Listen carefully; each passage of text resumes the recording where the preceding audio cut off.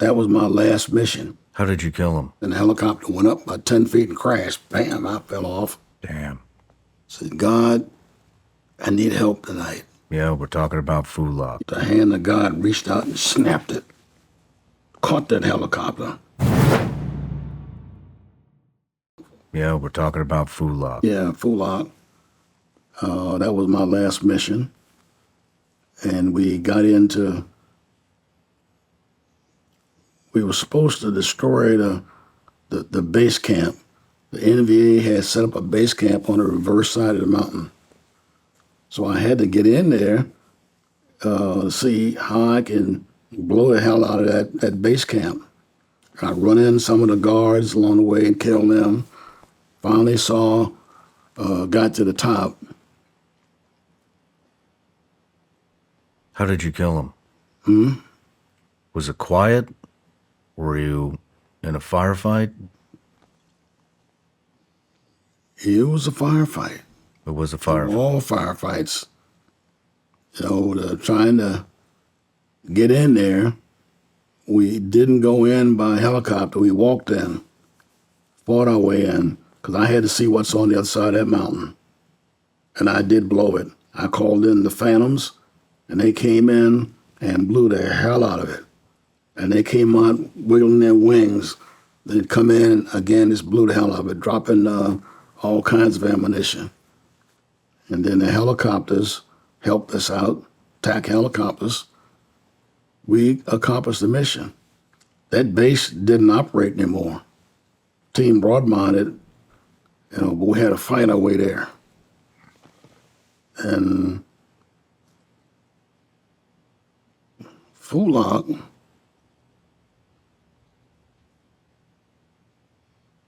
no, that wasn't Fulak. That was another mission. But Fulak, we all got wounded. We actually walked in. We couldn't get the flight in because, like I said, they had booby traps and all that. So we actually walked in, and we linked up with a group that lived with them, and a group of Marines that lived with them. No kidding. And we stayed with them for the evening. Then we left that night, and we walked in enemy territory. We're deadly. We went around the rice paddies, and we got to a graveyard, and a lot of firing was going on. Everybody was shooting you could see the tracers going. So I didn't want to walk into that. So I put my guys in a graveyard. I had cement things there.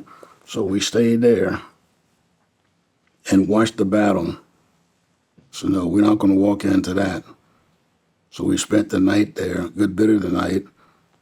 And then when I thought I could get in to where I needed to go, I took off about maybe 4 to morning. Team Broadmont and our dog, we took off. And looking back on it, we linked up with some of the Marines that was already out there. Linked up with them. And they'd had a hard time. And they were going to have a hard time. I think it was 1-3 or something like that, but they had a hard time. And we just come in there, and we started we got into firefights. I think we had 7 damn firefights in those 4 days. Jeez. Bloody. We run out of ammunition the second day. And the chopper came in and brought some ammunition and grenades to us. On the last day, I think I threw 19 grenades. They hit us hard, we hit them hard. My dog killed some. I know how many I killed. Can't count it up, but they used to want to know how many WAs WIAs that you kill. And nobody thought about that. You know, you're on full automatic. You got your M60, you got the M79, you know, everything you got, you're putting it out there. Because if you didn't, you could get overrun. But there was no chance they would overrun us. We were all wounded, and we had killed most of them. And now it's decision time. What do I do now? I thought, well, we knew that the choppers or the phantoms that blew on the other side, they'd taken care of that on the side. So I don't know that I really want to do that. Because they might reinforcements from somewhere. This is their damn country. And they weren't very loyal. Well, we're loyal. We'll fight with the Army, we'll fight with the Navy, but we're not going to fight with the Vietnamese because we don't trust them, number one. Never did. But explosions was going off, and I started firing and kept firing. I kept throwing hand grenades, and sometimes they would hit a tree or something like that and bounce back on the ground. And you'd have to make sure that if that thing went off, you were covered. So we finally had to make a decision to get out of there. And both my legs were broken. I was bleeding all over the place. We weren't going to quit. We weren't going to give up. We weren't going to be captured. So we finally got down to the helicopter. It landed. There was two of them. One was circulating around, and the other one landed. And I think you know that story, but I'll tell it for your audience. The helicopter landed, and I brought all my men in, and I was being helped by one of the troops. My dog's body, we brought the dog's body in, King. And then had a problem getting everybody on that 34, H-34, small helicopter. Got all the bodies on, King's body on, but it was, I had 9 men and a dog, and the chopper, it was too light of a chopper to get me on board. So I told the crew chief, get my men out of here. I'll make it. Find a way. He said, no, come on board. He grabbed me, and there was noises going on. He grabbed me by my harness, pulled me on the helicopter, and the helicopter went up about 10 feet and crashed. Bam, I fell off, bleeding all over the place, but I could stand. I had a broken leg. I was standing.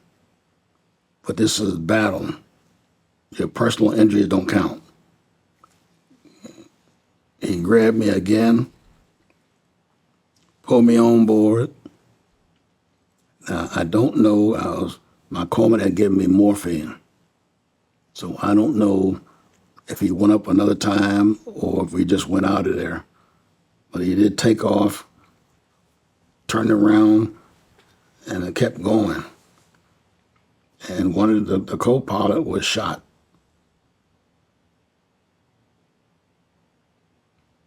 And the pilot started going home. Then it started to rain, lightning, and the chopper was wobbling a little bit. But we're talking about God. Up in Quezon, I was on my knees one night after a young child was injured in one of them firefights at Quezon. So I picked the child up and run toward the aid station. Time I got there, the child had died in my arms, and I laid the child down when her arms was hold on to my arms. I couldn't hardly lay her down, but I got her, laid her down. She was dead. I went back to where I needed to be, and I saw my corpsman. I said, "Doc, come here." He said, "Yes, sir." I said, "I'm gonna need you now. I figured they'd be coming back in." We had this barbed wire, this talking about caissons, barbed wire, and we had it because they would come in at night. They'd throw grenades through that barbed wire. And so I told the corpsman, "You stay with me." And the corpsman said, "Yes, sir." And he came around and stood by my right. I was standing. And he said, "Lieutenant, I'm a little tired, you know." He said, "Can I sit for a minute?" I said, "Yeah, Doc, we got a few minutes." And then we heard those bugles,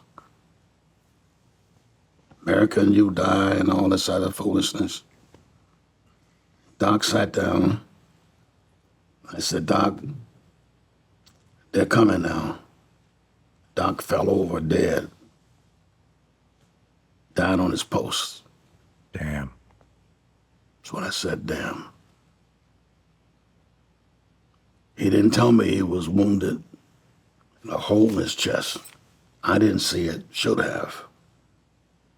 But I said, "Doc," I called him over. I didn't know he'd been wounded, but it's my fault. And over the years, I grieved about that. Still grieve about it. The boy sat down there and said, "I'm just a little tired, sir. I'll be okay. Damn it. I'll be okay." Brave. Where you get such men from? Where do we get them from? A young sailor. I never knew his name. At least I don't remember his name. Sat down, and when I said it's time to fight, he was gone. He would have fought. He had fought. I always thought about Doc, what he might have been, what he might become. He might have cured cancer. He might have done something for all of us. Yeah.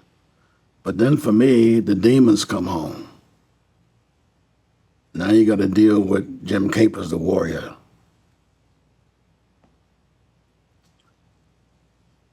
I looked up in the sky that night and I prayed to God. I said, "God, I need help tonight. I need help." The little girl I tried to save was gone. The warrior corpsman was gone. And I was on my knees. I'm looking up in the sky. I said, "God, I need you. Please help me." I'm praying. God didn't say, "It's going to be okay, son." But when I needed it, God saved my life. At another part, which I'll tell you later on, which confirms my belief in God. I wouldn't be here today if God hadn't answered my prayer. He didn't answer it when I was on my knees praying, but God answers prayers when He needs to answer. He'll talk to you then. He doesn't do things when you want them done. He does things when He wants them done. I've been through the God thing. Trust me, I know what God is. And I'll see Him again. I'll see my wife and my son. I believe that. I'll see Him again. May not be a day tomorrow. You may jump up and pull a hand grenade. I'm all out of hand grenades. It wouldn't go off. God's got me. Kept me alive all this time. This summer, I'll be 88 years old. Well, where did God show up? Was it in Fulak?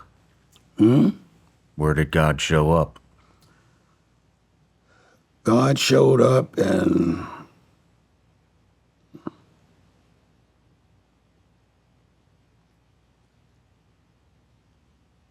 Fulak.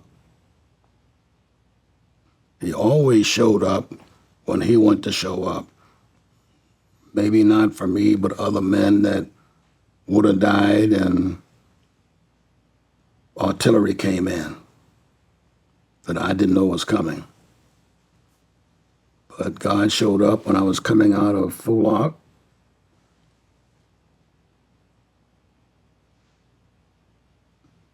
When the chopper was flying us back to Ahmed, it was raining, it was a rough night. We'd been out there, and it started to go down. I was sitting in the doorway, and my wounded guys were holding on to me, and the guys in the background were lying down. They were crying and, moaning, and because they had been wounded pretty seriously. Nick lost a leg, and the whole bit. And I'm standing in the chopper was flying in, and they started going down. I don't know if it had been out of fuel. It was going down. It was kind of a nasty night. It was that night. Then all of a sudden, the hand of God reached out and snapped it, caught that helicopter, and kept it flying. I told it had no fuel or not enough fuel. But when I asked God, God said, now I'll show you that I am God. No matter where you're watching Shawn Ryan Show from, if you get anything out of this, please like, comment, subscribe, and most importantly, share this everywhere you possibly can. And if you're feeling extra generous, please leave us a review on Apple and Spotify podcasts.